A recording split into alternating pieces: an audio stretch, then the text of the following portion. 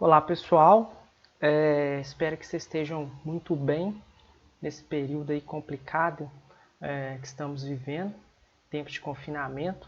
E sendo direto ao ponto, hoje iremos abordar dois temas muito interessantes, que é o absolutismo e no finalzinho dessa aula o mercantilismo.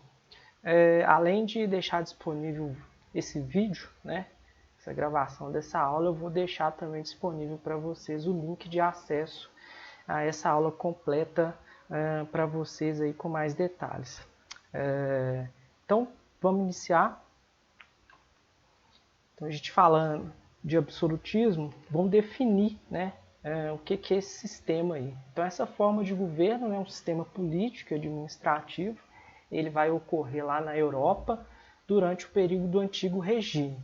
E esse sistema político ele vai ser organizado a partir da centralização máxima do poder nas mãos dos reis.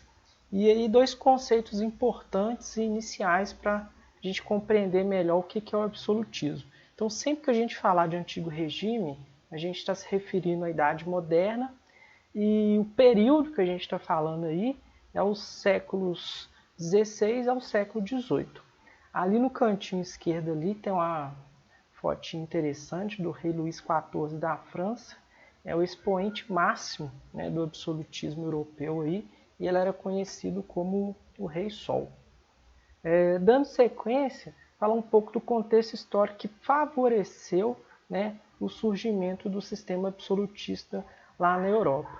Então, o primeiro cenário que a gente tem que avaliar é que esse sistema ele só foi possível em virtude da crise do sistema feudal. Por quê? Com a crise do sistema feudal ocorreu um processo crescente de centralização do poder, claro, desse poder nas mãos dos reis. Outro contexto importante de se compreender é que a partir do momento que ocorre essa centralização do poder nas mãos dos reis, ao mesmo tempo ali a gente tem início a formação dos primeiros estados nacionais europeus, que a gente vai ver aqui mais na frente. Então, quando eu falo estados nacionais europeus, eu estou me referindo às monarquias europeias, ou também aos estados modernos europeus. Ali do lado a gente tem dois mapinhas interessantes, depois eu vou deixar com zoom para vocês analisarem mais com calma em casa. Um mapinha ainda da Europa feudal, com a existência de vários núcleos ali de poder descentralizado, que são os feudos, e um mapa abaixo, já com a construção dos primeiros estados nacionais. E falando de estados nacionais aí, né, estados modernos, a gente citou aí Portugal, o primeiro deles, aí na sequência Espanha, Inglaterra e França, né? Essa formação desses estados nacionais com poder absoluto centrado nas mãos dos reis, ela só foi possível em virtude da aliança do rei com a burguesia. Por quê? Porque o rei, né, já ali sobre os domínios do seu estado, da sua nação, ele vai garantir ali uma ordem política, né? Já a burguesia, o que ela tem a oferecer? O apoio econômico. Né? Então, nesse contexto, essa aliança entre o rei e a burguesia vai fortalecer as relações desse sistema absolutista. Do lado direito da tela ali, a gente tem um esquema do funcionamento, né, do absolutismo. Né? Então, o rei, como a figura central ali, ele explora do povo, tá certo? Né? E com essa exploração do povo, dos impostos, ele sustenta essa nobreza, claro, e apoia, né? Ele é apoiado ali pela burguesia. Então, todo esse cenário aí favorece ao desenvolvimento do Estado absolutista. Na sequência, a gente vai ver que essa sociedade do Antigo Regime é uma sociedade estamental. O que eu quero dizer com isso? Ela é organizada em ordens. Né? Quais são essas ordens? A gente tem o primeiro estado, que é o clero, que são os membros da Igreja Católica. A gente tem um segundo estado, que é a nobreza. Né? Então, quem que entra nessa nobreza? A nobreza é a classe do rei, né? Os funcionários do estado, enfim. E a gente tem um terceiro estado, que é o povo. E uma coisa interessante é que muita gente relaciona a burguesia e a nobreza. E não é. A burguesia ela pertence ao terceiro estado, tá? Os trabalhadores aí urbanos principalmente. Então a burguesia ela está relacionada ao terceiro estado. Não confundir isso. Além da burguesia, a gente tem os trabalhadores aí camponeses e servos que compõem esse último estado.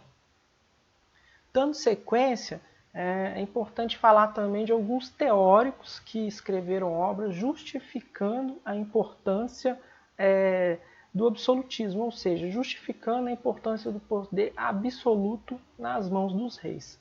O primeiro que a gente vai falar é o Jacques Bossuet.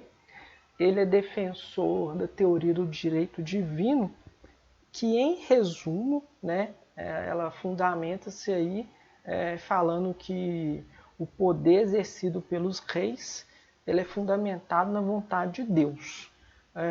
Um outro autor também ele corrobora com essa ideia, que é o Jean Bodin, né, também defensor da teoria do direito divino aí.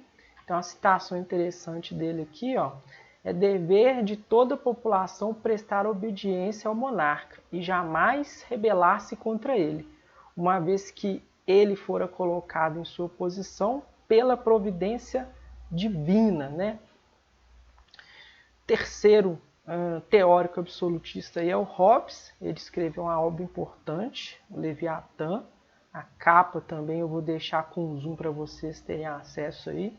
Ela é bem interessante para vocês fazerem a análise.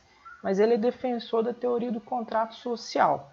Né? Em resumo, o que quer dizer essa teoria? Que os homens eles só podem viver em paz se concordassem submeter-se a um poder absoluto dos reis. Então, por Hobbes, né, no passado aí, um passado de anarquia, o estado natural, isso era muito negativo para a organização da humanidade, porque sempre o mais forte acabava se sobressaindo sendo mais fraco, isso gerava algumas guerras. Então, para ele, o poder absoluto é o que vai resolver essa situação. Né? Uma citação interessante dele ali, quer dizer o que? O soberano não tem nenhum limite exterior ao seu poder, mas é razoável ao defender o interesse do povo, uma vez que o bem do soberano e do povo não podem ser separados. Em resumo, então, ele defende, né, na sua teoria do contrato social, ali, um contrato mesmo entre o rei e o povo, sendo que esse povo deve, né, confiar ao rei o poder sobre a sua sociedade. O último teórico do absolutismo aí, o Maquiavel, escreveu uma obra importante, O Príncipe, e nessa obra ele descreve passo a passo alguns ensinamentos de como um soberano, né, um monarca, o que ele tem que fazer para manter, né, o seu domínio ali, conquistar e manter o seu domínio, o seu estado ali. Então, um manual mesmo político, né? Tem uma frase interessante ali, ó, os fins justificam os meios. Não é uma frase utilizada pelo Maquiavel, mas é uma frase que sintetiza as ideias do Maquiavel. Né? Então, fazendo uma citação dele ali, ó, o príncipe, no caso, quando ele fala o príncipe, ele está falando dos reis. Né? O príncipe não deve se desviar do bem, se possível, mas deve estar pronto a fazer o mal, se necessário. Né? Então, aí, nesse contexto, a gente entende que os fins eles vão justificar os meios utilizados para tal ato. Por fim, aí eu citei alguns monarcas influentes, alguns reis influentes desse período. Ali no caso da Inglaterra, a gente tem Elizabeth I, né? Hoje, viva, a gente tem Elizabeth II. A gente tem o Henrique VIII, muito importante na questão ali da criação da Igreja Anglicana na Inglaterra. No caso da França, a gente tem o Luís XIV, que é o expoente máximo do absolutismo desse período, do Antigo Regime. E tem o Luís XVI, é um monarca interessante também, porque ele vai ser o último monarca francês do Antigo Regime. Por que o último? Com a ocorrência da Revolução Francesa, ele acabou sendo deposto do seu cargo, sendo guilhotinado, né? E perdendo o seu reinado ali. E por último, para terminar essa aula aí, a gente vai falar do mercantilismo, que nada mais é do que a política econômica adotada pelos Estados nacionais europeus durante o antigo regime. Com qual objetivo eles utilizavam-se do mercantilismo? Para proporcionar um fortalecimento e enriquecimento desse Estado nacional. E ali algumas práticas mercantilistas, algumas até conhecidas por vocês, em virtude da relação aí, Portugal e Brasil, que é o metalismo, né, que é o acúmulo aí de ouro e prata, uma balança comercial favorável. O que é isso? Você tem que exportar mais do que importar, né?